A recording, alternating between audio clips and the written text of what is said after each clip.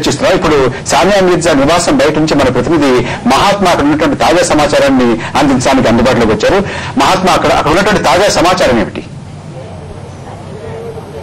పరకల్ గారు, ప్రస్తుతం ఈ ఆయేషా ఇచ్చిన ఫిర్యాదుకు సంబంధించి పోలీసుల దర్యాప్తులో భాగంగా పోలీసులు ఈ ఉదయం ఆయేషా కంప్లైంట్ మేరకు సానియా మిర్జా ఇంట్లోనే షోయబ్ మాలిక్ ను ప్రశ్నించడం జరిగింది. అతని పాస్పోర్ట్ ను కూడా స్వాధీనం చేసుకున్నారు. పాస్పోర్ట్ తో పాటు సెల్ ఫోన్లను కూడా స్వాధీనం చేసుకున్నారు. అయితే సీజ్ మాత్రం చేయలేదు. ఇక్కడ ఈ టెక్నికల్ టెర్మినాలజీ అండి, కేవలం స్వాధీనం మాత్రమే చేసుకున్నారు. ఎందుకంటే ఈ అక్యూజ్డ్ గా ఉన్న షోయబ్ మాలిక్ పాకిస్తాన్ దేశస్తుడు కాబట్టి ఇక్కడ ఈ దేశం విడిచి వెళ్లకుండా ఉండేందుకు మాత్రమే అతని పాస్పోర్ట్ ను స్వాధీనం చేసుకోవడం జరిగింది. దాంతో పాటుగా ఆయేషా ఇచ్చిన ఫిర్యాదు మేరకు, ఆ ఫిర్యాదులో ఉన్న అంశాల మేరకు అతన్ని ప్రశ్నించి కొన్ని వివరాలను కూడా రాబట్టారు. ఆ మేరకు ఒక స్టేట్మెంట్ లను కూడా నమోదు చేసుకున్నారు. అనంతరం బంజారాహిల్స్ ఏసీపీ నేతృత్వంలో ఉన్న పోలీసుల బృందం ఆయేషా ఇంటికి కూడా వచ్చారు. ఆయేషా ఈ ఫిర్యాదుదారైన ఆయేషా ఇంటికి వచ్చిన తర్వాత ఇక్కడ కూడా ఆయేషాని అడిగి కంప్లైంట్ తో పాటుగా ఆమె దగ్గర నుంచి స్టేట్మెంట్ కూడా నమోదు చేసుకున్నారు. అసలు ఇద్దరికి ఎప్పుడు పరిచయం, ఎలా జరిగింది, పెళ్లి ఎప్పుడు జరిగింది, ఆ తర్వాత ఎప్పుడెప్పుడు కలుసుకున్నారు, దీనికి సంబంధించి ఏమేమి ఆధారాలు ఉన్నాయి, ఇటువంటి వివరాలన్నీ కూడా అడిగి తెలుసుకున్నారు. ఈ మేరకు ఆయేషా కుటుంబ సభ్యులు ఇచ్చిన వివరాలు ఏంటంటే సుమారు 14 సందర్భాల్లో 2005 సంవత్సరం తర్వాత నుంచి చూసుకుంటే ఇప్పటిదాకా 14 సందర్భాల్లో షోయబ్ మాలిక్ హైదరాబాద్ కు వచ్చాడని చెప్తున్నారు. వచ్చిన ప్రతి సందర్భంలో కూడా కలిశారని, అలాగే చాలా సందర్భాలు ఫోన్ లో మాట్లాడుకోవడం జరిగిందని చెప్పి కూడా చెప్పారు. ఈ ఫోన్ సంభాషణకు సంబంధించి ఆడియో సీడీలు కూడా ఉన్నాయని, కలిసిన ఇక్కడికి వచ్చినప్పుడు కలిసిన సందర్భాలకి సంబంధించిన ఆధారాలు కూడా తమ దగ్గర ఉన్నాయని చెప్తున్నారు. మార్చి 31, 2005 తేదీన ఇండియాలో ఒక మ్యాచ్ ఆడడానికి వచ్చిన సందర్భంలో కూడా ఈ హైదరాబాద్ కు వచ్చిన షోయబ్ మాలిక్ హైదరాబాద్ లో ఉన్న తాజ్ డెక్కన్ హోటల్లో బస చేశారని, ఆ సమయంలో 2 రోజుల పాటు ఆయనతో పాటు తాజ్ డెక్కన్ హోటల్లో తాను ఉన్నాను అని చెప్పి కూడా ఆయేషా ఈ ఫిర్యాదులో పోలీసులకు ఇచ్చిన సమాచారంలో పేర్కొనడం జరిగింది.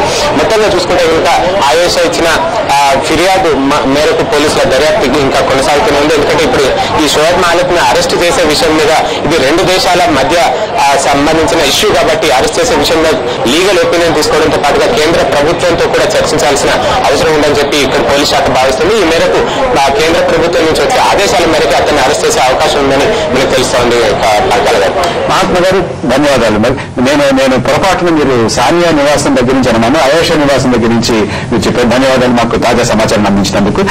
పటాల్ గారు, ఇప్పుడు మన మహాత్మా చెప్పినట్టుగా ఒకటి ఇది 2 దేశాలకి మధ్య ఉన్నటువంటి సమస్య, 2 దేశాల మధ్య సంబంధాలు అంత బాగా లేనటువంటి పరిస్థితుల్లో ఉన్నటువంటి ఒకవేళ షోయబ్ మీద ఇంకొంచెం దురుసుగా ముందుకు వెళ్ళి కేవలం స్వాధీనం చేసుకున్నారు, సీజ్ చేయలేదు అంటే దాన్ని ఇంపౌండ్ చేయలేదు అనేటువంటి అర్థంలో ఇంపౌండ్ చేయడానికి మనకు హక్కు లేదు. ఇంపౌండ్ చేయడం అది వాడాలి. అంటే దీని పర్యవసానం ఇక్కడ ఉన్నటువంటి చట్టం ప్రకారం, పాకిస్తాన్ లో ఉన్నటువంటి చట్టం ప్రకారం కేంద్ర ప్రభుత్వం, కేంద్ర హోంమంత్రిత్వ శాఖ, లేకపోతే కేంద్ర విదేశీ వ్యవహారాల శాఖ ఇవన్నీ కూడా రంగంలోకి దిగేటువంటి అవకాశం కనపడుతుంది. అందులో అంటే ఒకటి ఇక్కడ మనం చూడాల్సింది, ఆయన ఇంటర్నేషనల్లీ ఫేమస్ క్రికెటర్, పాకిస్తాన్ కూడా ఒక ప్రెస్టీజియస్ మనిషిగా కెప్టెన్ గా ఉన్నారు. అన్ఫార్చునేట్లీ ఈ మ్యాచ్ ఫిక్సింగ్ దాంట్లో 1 year సస్పెండ్ అయినారు తప్ప he was quite a famous cricket star. So Pakistan కూడా ఒక జ్యువెల్ ఇన్ ద క్రౌన్ ఉన్నట్టు ఫీల్ అవుతారు. మామూలు మనిషి అయితే ఎవరన్నా సరే బయటకు వెళ్ళి నేరం చేస్తే అదొకటి. ఈ నేపథ్యంలో మన పోలీసులు చాలా జాగ్రత్తగా సమన్వయంతో పాటించారు.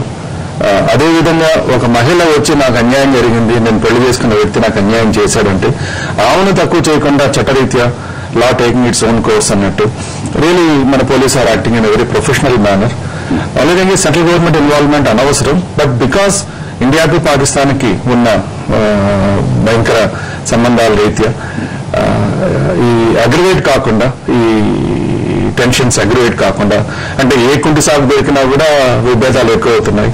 అట్లాంటి వాటికి అవకాశం ఇవ్వకుండా సెంట్రల్ గవర్నమెంట్ హోమ్ మినిస్టర్ కూడా ఆయనకి ఎటువంటి హాని జరగకుండా ప్రొటెక్షన్ ఇస్తామని చిదంబరం గారు ఒక స్టేట్మెంట్ ఇచ్చారు. సో ఇవన్నీ మనం ఇంటర్నేషనల్ లా కాదు, ఇది ప్యూర్లీ ప్రైవేట్ లా, మన ఇండియన్ లా సంబంధించి. ఎక్సెప్టింగ్ దట్ అతని సెలబ్రిటీ స్టేటస్ తప్ప normal person would not have got all these facilities.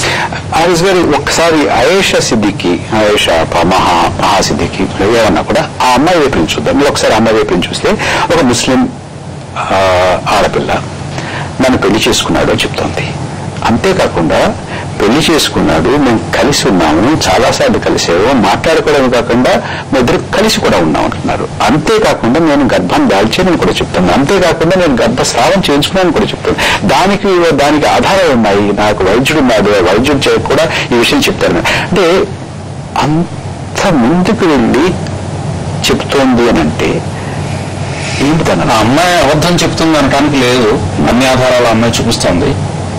కానీ షరియత్లాతో వచ్చిన సమస్య ఏంటంటే, ఇప్పుడు అమ్మాయి పెట్టిన కేసులు కూడా 348A 498A తర్వాత ఈ 420 ఏదైతే ఉందో, ఈ రెండు సెక్యులర్ లాస్ కానీ పర్సనల్ లా కావు.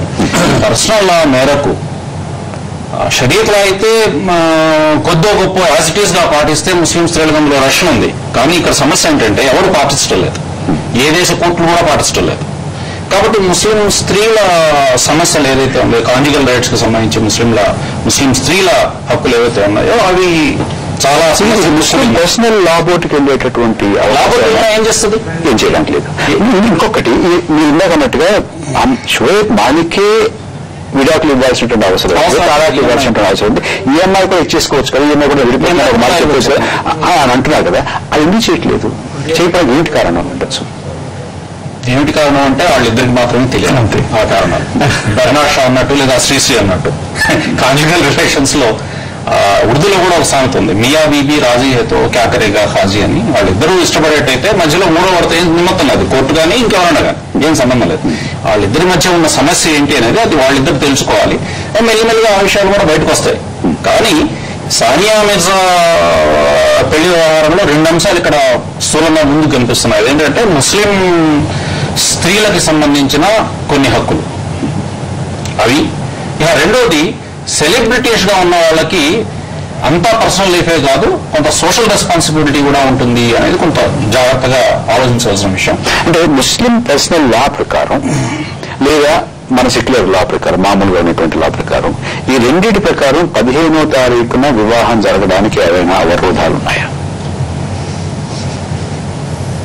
సెక్యులర్ లా ప్రకారం వాళ్ళకి పోలీసు వాళ్ళకి సరైన ప్రూఫ్లు దొరికితే, వాళ్ళు కానీ అరెస్ట్ చేసేట్లయితే, ముఖ్యంగా ఎక్స్టర్నల్ అఫైర్ మినిస్ట్రీతో మాట్లాడి వాళ్ళ గైడెన్స్ తీసుకొని అరెస్ట్ చేసేట్లయితే పెళ్లి ఆగిపోయే అవకాశాలు ఉన్నాయి.